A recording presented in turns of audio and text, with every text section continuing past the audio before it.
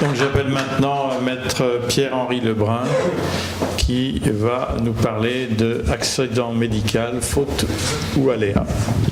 Alors, Maître Lebrun travaille avec Maître Georges Laccueil, qui est membre libre de l'Académie depuis quelques mois. Et nous allons passer donc dans la démarche de qualité, de l'erreur à la faute. Absolument. Merci pour votre présentation. Merci pour votre invitation également, Philippe Marc. Je suis très honoré, je suis très fier d'être devant vous à l'Académie de chirurgie, parce que je suis effectivement avocat de chirurgien depuis 15 ans et associé de Georges Laccueil, qui est un avocat que vous connaissez peut-être, qui est également membre depuis peu, membre libre de cette académie. C'est donc pour moi particulièrement émouvant de vous parler de la faute et de l'aléa, c'est-à-dire de l'accident médical. La faute et l'aléa, c'est effectivement ce que je fais toute la journée. Ce clivage entre la faute et l'aléa, c'est déterminer en fait pourquoi un geste opératoire que vous avez réalisé 100 fois, 1000 fois, 3000 fois pour certains d'entre eux, pourquoi tout d'un coup ce geste va être grevé d'une complication alors qu'il est réalisé de la même façon comme il l'a toujours été. C'est expliquer cet accident, c'est essayer d'expliquer ce que la science renonce elle-même à expliquer. C'est ce que la loi va essayer de traiter, ce que la jurisprudence va essayer de traiter, et ce que l'expertise, qui est un moment fondamental évidemment du traitement de l'accident médical, va essayer de traiter. Donc ça va être traité sur le plan médical pendant l'expertise, ça va être traité sur le plan légal, et l'accident médical devra in fine être qualifié soit de fautif, soit d'aléatoire. C'est le fameux aléa thérapeutique. Pourquoi il faut ce clivage ? Parce que nous sommes dans un pays qui veut la justice.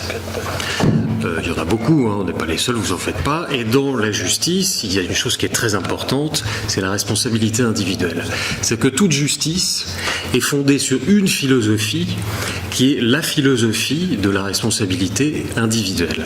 Alors, Friedrich Nietzsche, par exemple, dans sa philosophie, était totalement contre cette idée de responsabilité individuelle. C'est-à-dire, pour lui, les êtres humains n'étaient pas responsables de ce qu'ils faisaient, parce qu'ils étaient déterminés par différents facteurs. Il y avait tout un arrière-monde comme ça de déterminisme qui empêchait ces êtres humains d'être déclarés responsables de leurs actes. Et ce qui amenait Nietzsche à conclure, c'était une forme de provocation, mais c'était la suite logique de sa philosophie. Il disait: toute justice est en fait une injustice. Voilà. Alors comme on n'a pas été, semble-t-il, très sensibilisé à la philosophie de Nietzsche, nous voulons la justice, et la justice, c'est la responsabilité individuelle. La responsabilité individuelle ou l'aléa thérapeutique. L'aléa thérapeutique, ça n'est pas rien. Pourquoi ça n'est pas rien, l'aléa thérapeutique ? Parce que c'est renvoyer en fait l'accident médical à la part de hasard, de l'activité humaine. Et il est évident que dans une société qui est une société scientifique, la science est une chose importante à laquelle nous accordons évidemment du prestige, de l'autorité, même une société qui parfois est positiviste dans certaines de ses attitudes, il est évident que renvoyer l'accident, c'est-à-dire renvoyer le drame, renvoyer le malheur qui s'abat sur un patient à cette part de hasard, c'est parfois difficilement acceptable.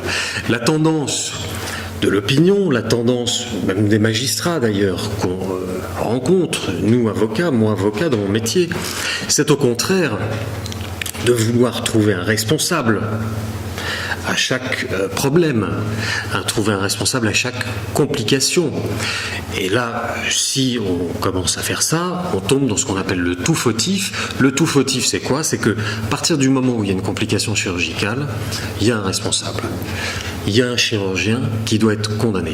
Ce qui va me permettre de répondre peut-être au professeur Katz sur l'obligation de résultat, puisqu'il en parlait, c'est ça l'obligation de résultat. C'est-à-dire qu'à partir du moment où l'intervention ne s'est pas déroulée de façon attendue, le chirurgien doit être désigné responsable et il doit payer. Alors moi, comme avocat de chirurgien, je me bats évidemment de toutes mes forces contre ça. C'est-à-dire l'obligation de résultat, c'est le contraire de ce que je crois être la justice. Pour moi, évidemment que c'est l'obligation de moyens qui doit présider à la responsabilité des chirurgiens et qu'il faut identifier une faute, une vraie faute, avant de commencer à envisager une responsabilité. Qu'il y ait une ambition, un objectif de résultat, ça je peux tout à fait le comprendre. Une obligation de résultat, ça je ne pourrais jamais le comprendre. Et je me bats encore aujourd'hui, devant certains tribunaux, contre cette idée que le chirurgien est responsable des choses qui ne se passent pas tout à fait correctement. Alors, l'aléa, la faute, l'aléa pour l'opinion publique, pour la société, pour les patients, qu'est-ce que c'est finalement? C'est la faute à pas de chance. C'est la faute à pas de chance. Et donc c'est ce clivage-là qui doit être régulé entre, par la loi, par la jurisprudence, entre la faute du chirurgien et la faute à pas de chance. La faute à pas de chance, donc l'aléa thérapeutique. Alors l'aléa thérapeutique, sachez que c'est une notion qui est de moins en moins utilisée en fait. Je ne sais pas pourquoi, mais enfin, depuis la création des CCI, des commissions de conciliation d'indemnisation des accidents médicaux, que vous connaissez peut-être, l'aléa thérapeutique n'est plus utilisé au profit d'une autre notion qui est l'accident médical non fautif. C'est dommage parce que moi j'aime beaucoup cette notion d'aléa thérapeutique. Il y a quelque chose d'assez fascinant, d'assez mystérieux et bien évidemment les commentateurs, les avocats ont essayé de déterminer, de définir ce qu'était l'aléa thérapeutique. Alors, il n'y a pas de définition légale de l'aléa thérapeutique. Il y a des définitions qui ont été données par des magistrats, par des commissions, mais la loi, et ni même d'ailleurs la jurisprudence, n'a jamais défini ce qu'était l'aléa thérapeutique. La définition la plus connue de l'aléa thérapeutique, c'est celle de Pierre Sargos. Pierre Sargos était un magistrat, ancien conseiller à la Cour de cassation, et qui disait de l'aléa thérapeutique que c'est la réalisation en dehors de toute faute du praticien d'un risque accidentel inhérent à l'acte médical, ce qui est à mon avis une mauvaise définition parce que le risque qui se réalise n'est pas inhérent à l'accident médical. Il est connu, c'est un risque qui est connu, mais il n'est pas inhérent. Risque inhérent à l'acte médical et qui ne peut être maîtrisé. La deuxième définition, c'est celle qui a été donnée par la Commission des affaires sociales dans un rapport qui date de 2000. L'aléa médical peut être défini comme un événement dommageable au patient sans qu'une maladresse ou une faute quelconque puisse être imputée au praticien et sans que ce dommage se relie à l'état initial du patient ou à une évolution prévisible. Cette définition implique que l'accident ait été imprévisible au moment de l'acte ou qu'il ait été prévisible, mais connu comme tout à fait exceptionnel, de sorte que le risque était justifié au regard du bénéfice attendu de la thérapie. Si vous faites la synthèse de ces définitions, qui en fait n'en sont pas, l'aléa thérapeutique, c'est ce qui n'est pas la faute. C'est en fait une définition négative qui est donnée à la fois par le magistrat, à la fois par le... C'est tout ce qui n'est pas la faute. Ce qui nous avance pas beaucoup, évidemment, et nous oblige à nous reporter à une définition de l'accident médical fautif telle qu'elle aurait pu être donnée par la jurisprudence. Alors sachez que pour la jurisprudence, et c'est un arrêt important qui a été rendu par la Cour de cassation à ce sujet, il y a un principe de conformité du geste chirurgical. C'est-à-dire que même s'il y a une lésion péropératoire, même s'il y a une complication, le geste chirurgical est considéré comme conforme jusqu'à preuve du contraire. La Cour de cassation, donc dans différentes décisions, a défini les critères de cette conformité. Les critères de cette conformité, c'est d'abord le fait que la complication survenue soit une complication connue de l'intervention. Deuxièmement, que les précautions d'usage ont été mises en œuvre. Les précautions, c'est la préparation d'intervention, c'est les examens qui sont réalisés pour préparer les interventions, c'est la préparation également du geste opératoire, c'est la préparation de l'opéré. Troisième critère, il faut que la technique chirurgicale employée soit éprouvée. C'est-à-dire que, et c'est évidemment une part très importante de l'expertise médicale, il faut que la technique chirurgicale corresponde aux standards, correspondent aux recommandations. C'est, à mon sens, un critère qui est un peu restrictif puisque, de fait, il empêche parfois le chirurgien de faire preuve de créativité chirurgicale, si je puis dire, lorsqu'il se retrouve dans une situation qui est inattendue. Et enfin, le geste est conforme lorsque aucune erreur ou imprudence du praticien n'est mise en évidence. Voilà.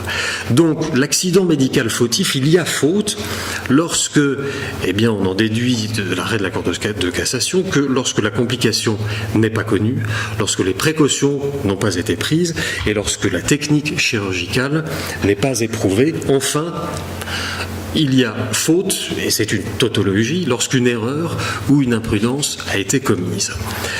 Il y a un domaine, comment dire ça ? Il y a quelque chose qui était toujours très important dans la jurisprudence de la Cour de cassation en matière de définition de l'accident médical fautif. Il y avait quelque chose qui a toujours été une faute, qui était systématiquement une faute, c'est ce qu'on appelle la plaie de l'organe voisin. La plaie de l'organe voisin, c'est que vous avez une intervention qui vise un organe et malheureusement, au cours de cette intervention, un autre organe est touché. Ça peut être un nerf, ça peut être un vaisseau et il y a une lésion qui est provoquée. Depuis plus de 20 ans, c'est une jurisprudence qui était très ancienne, qui datait de 97, la Cour de cassation considérait qu'à partir du moment où l'organe lésé n'est pas visé par l'intervention, le geste est fautif. C'est-à-dire qu'on ne se posait même pas la question de savoir s'il avait été réalisé dans de bonnes conditions, si les précautions avaient été prises, si l'intervention était bien préparée, si la technique était éprouvée, c'était fautif. Cet arrêt, c'est un arrêt qui date du 30 septembre 1997, qui a été rendu par la première chambre civile de la Cour de cassation. Et je vous lis la motivation qui est intéressante. Toute maladresse du chirurgien, sous-entendu, la plaie d'un organe voisin est une maladresse, ce qui n'est pas tout le temps le cas. Toute maladresse du chirurgien engage sa responsabilité et est par là même exclusive de la notion de risque inhérent à un acte médical. Le chirurgien répond donc des conséquences dommageables, sauf à établir que l'atteinte était inévitable ou inhérente à l'acte pratiqué. Qu'est-ce à dire ? C'est-à-dire que s'il y avait une plaie d'un organe voisin, on pouvait éventuellement éviter la condamnation à partir du moment où on rapportait la preuve qu'il y avait une modification anatomique. C'était la seule chance d'échapper à une condamnation. Eh bien, il y a un arrêt qui a été rendu, très important, qui a été rendu, c'est une des dernières et rares évolutions jurisprudentielles en matière d'accident médical, qui a été rendu le 4 octobre 2017 par la Cour de cassation, et j'en suis assez fier, parce que c'est un arrêt qui a été obtenu par mon cabinet. Les faits sont assez simples, c'est un chirurgien qui réalise une amputation abdominopérinéale. L'intervention est compliquée d'une atteinte nerveuse ayant pour conséquence des troubles urinaires et génitaux. La Cour d'appel a condamné le chirurgien sur le fondement d'une faute technique qui n'est pas prouvée, qui est déduite de la complication elle-même. La Cour de cassation, pour la première fois dans un dossier comme celui-là, a cassé cette décision et elle a dit une chose très importante, en statuant ainsi, en se bornant à déduire l'existence d'une faute de l'absence de preuve par le praticien d'une anomalie rendant l'atteinte inévitable, alors que dans le cas d'une atteinte à un organe ou un tissu que l'intervention n'impliquait pas, une faute du chirurgien peut être écartée. C'est la première fois que la Cour de cassation a dit une chose pareille, c'est atteinte d'un organe qui n'est pas visé par l'intervention, la faute du chirurgien peut être écartée par la preuve de la survenance d'un risque inhérent à l'intervention ne pouvant être maîtrisé et relevant de l'aléa thérapeutique. C'est-à-dire qu'il peut y avoir aujourd'hui un aléa thérapeutique lorsque une plaie d'un organe voisin est occasionnée par une intervention. Alors, avec ces éléments légaux et de jurisprudence, la question se pose évidemment en pratique du traitement des accidents médicaux. On est dans une situation très très particulière en matière médicale, puisque si c'est le juge qui rend la décision, nous savons parfaitement qu'il ne peut pas la rendre seul. Le juge est incapable de rendre une décision en matière médicale parce que c'est un savoir qu'il n'a pas. C'est un savoir qui est exorbitant pour lui. Ce qui n'est pas une situation habituelle pour un magistrat. Et donc il est obligé de faire appel, pour rendre ses décisions, à un expert. L'expert, c'est le technicien. C'est comme ça que l'appelle le Code de procédure civile. Et donc cet expert, lui, il va donner un avis. Et bien évidemment, l'avis qui est donné par l'expert est déterminant de la décision qui est rendue par le juge. Et donc on se retrouve dans une situation où en fait, pratiquement l'expert, c'est-à-dire le chirurgien, se substitue et substitué au magistrat pour rendre la justice, pour rendre la décision. Et je peux vous dire qu'il n'y a pas beaucoup de domaines du droit dans lesquels vous avez cette substitution qui est organisée par la loi. Avec des précautions néanmoins, puisque le Code de procédure civile interdit à l'expert, certains d'entre vous sont experts, le Code de procédure civile interdit à l'expert de donner, dans son rapport d'expertise, des commentaires, de faire des commentaires, de donner des conclusions qui sont d'ordre juridique. Mais enfin, il y a un peu d'hypocrisie dans cette interdiction, puisqu'en fait, à partir du moment où l'expert peut dire dans son rapport qu'une faute a été commise, qu'un dommage en est résulté, qu'il y a un lien de causalité entre la faute et le dommage, l'expert est effectivement habilité par le Code de procédure civile et par le magistrat à définir des responsabilités. Et donc ces responsabilités, la responsabilité aujourd'hui d'un chirurgien, pratiquement, est entre les mains des autres chirurgiens que sont les experts. Alors, j'avais quelques cas pratiques, on aurait pu discuter, mais le temps nous manque. Donc, je vais conclure très brièvement pour dire que voilà, il y a donc ce clivage que la loi, ce clivage entre l'accident médical fautif et l'aléa que la loi tente de réguler, qu'elle ne régule pas ou qu'elle régule imparfaitement. Il n'y a pas de règles qui permettent de déterminer à coup sûr ce qui relève de l'aléa thérapeutique et ce qui relève de l'accident médical fautif, ce qui d'ailleurs me fait dire que ça n'est pas que sur des critères strictement techniques, sur des éléments techniques, qu'on peut déterminer ce qui effectivement est un accident et ce qui est un aléa. Il y a une part aussi, j'allais dire, de régulation sociale. Il y a une part de morale dans la décision qui est rendue en matière médicale. J'étais il y a 3 semaines... Je défendais l'un de mes clients dans un procès pénal. Le procureur de la République, à un moment, s'est levé, a regardé mon client et lui a dit, mais alors qu'on discutait de la responsabilité pénale depuis 1h30, et il a dit à mon client, mais cher docteur, vous sentez-vous une responsabilité morale? Responsabilité morale. Et ça, c'est un travers actuel de la justice. La justice normale, la justice française est une justice de pays occidental, où effectivement le jugement de valeur, la morale, vient aussi se substituer au jugement de réalité qui doit être normalement rendu par la juridiction et par les juges. Ça révèle évidemment l'incapacité, enfin la difficulté à mon avis d'une société à accepter l'incertitude et le risque que représente l'activité médicale, mais ce sera peut-être l'occasion d'une autre séance de l'Académie. Je vous remercie. Merci beaucoup. Est-ce que quelqu'un a une question, une remarque à faire? Merci beaucoup pour l'exposé. Ma question, elle tourne autour des complications. Quand une intervention n'est pas indiquée et qu'il y a des complications en relation avec une intervention non indiquée. Quelle est votre position par rapport à ça? Alors, moi, ma position, vous savez, moi je suis avocat de chirurgien, donc ma position c'est qu'il n'y a pas de faute, évidemment. Je ne peux pas faire autrement, je ne cesse de plaider l'aléa thérapeutique, mais ce n'est pas tout à fait la position, je le crains, des magistrats. Et lorsque l'indication, des experts d'ailleurs non plus, et lorsque l'indication n'est pas bonne, la responsabilité est totale. La responsabilité de la complication est à 100%, puisque l'intervention ne devait pas être réalisée. Oui. Albert Claude, oui, faire le lien avec la communication du professeur Katz et être un peu son avocat, si vous me permettez. Oui. En l'occurrence, quand on voit dans le registre suédois que selon les centres, on peut avoir 36 fois ou 40 fois plus de complications que dans d'autres centres. Il y a peut-être légitimité à se poser la question, combien de fautes ont-elles été sont-elles à l'origine de cette majoration du risque chirurgical? Est-ce que c'est de l'aléa? Est-ce que c'est des fautes organisationnelles ou bien des fautes techniques imputables aux chirurgiens, etc. Donc il y a beaucoup de possibilités de voir finalement qu'il est normal de s'interroger sur cette comptabilité des complications en se posant bien la question où sont les responsabilités. Oui. Mais ça, je ne le discute pas. Je ne discute pas du tout. J'ai rebondi, ça m'a permis de rebondir rhétoriquement, si je puis dire, sur les observations qui avaient été faites. Et je pense qu'en plus, l'expression d'obligation de résultat qui a été utilisée était peut-être pas tout à fait, correspondait peut-être pas tout à fait au concept que vous aviez en tête. Parce que l'obligation de résultat, juridiquement, pour l'avocat que je suis, ça résonne de partout, si vous voulez. Ça dit quelque chose.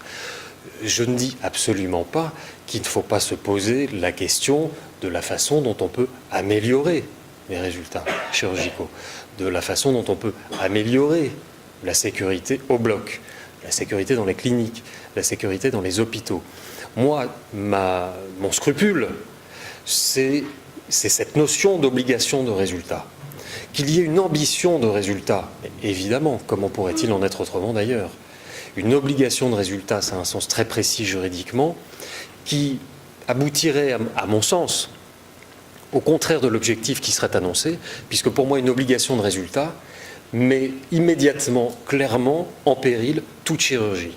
Parce que moi, en tant qu'avocat, je ne pourrais jamais conseiller à un chirurgien d'entrer au bloc opératoire, de prendre le bistouri et de faire son intervention si je sais que pèse sur lui une obligation de résultat. Vraiment très bref parce que une réponse C'était- très brève. Oui. C'est un cas de figure, le canal carpien. Oui, C'est un tunnel. oui, La conformité du geste, c'est de sectionner le couvercle. ouais. La technique conforme est, quand on a coupé, libéré complètement le couvercle. On nous a démontré dans cette assemblée une technique où on laisse des fibres. Lorsque vous avez un mauvais résultat et qu'on vous pose la question, est-ce que dans le cas de figure du chirurgien classique, il est fautif, ou disons non conforme, et dans le cas où c'est systématiquement, il reste des fibres, et le traitement a même comporté un geste de traitement médical associé, calmer le résultat des corticoïdes. Comment faut-il classer si on est devant les deux cas? Alors attendez, il faut que je me figure bien quand même le geste opératoire, parce que donc vous ouvrez. Le tunnel. Oui. Les nerfs sont touchés. On laisse une fibre et le tunnel n'est pas C'est-à-dire une fibre transversale. Le tunnel nerveuse. est opéré. Ah non. Ah, ligamentaire. Ligamentaire. Ah oui, d'accord. Non. Je vois pas comment un geste comme celui-là peut être qualifié de fautif. Si c'est le. Si, des techniques validées et des techniques non validées. oui, bien sûr. Bien sûr. Quand elle est non validée, que doit-on répondre? C'est des techniques en cours de validation et d'innovation qui peuvent poser problème en juridiction. Et c'est tout le problème de la définition de la faute, de l'accident médical fautif que je donnais tout à l'heure. C'est que effectivement, c'est une définition qui aurait tendance à inhiber les chirurgiens qui voudraient essayer d'autres techniques chirurgicales. Moi je considère qu'on peut faire preuve d'innovation en matière de technique chirurgicale, mais il est évident que si vous vous retrouvez en situation d'expertise demain devant un tribunal avec une technique qui n'est pas éprouvée et qui a été grevée de complications qui ne sont pas attendues, qui ne sont pas connues ou qui ne sont pas décrites dans les autres techniques, c'est une situation qui peut être difficile avec un magistrat qui ne serait pas compréhensif, bien sûr. Et ça peut être une situation d'accident médical fautif et de condamnation. Merci. C'est pour répondre à la question qui est posée. Merci. Merci beaucoup. Donc, on va passer à la communication suivante par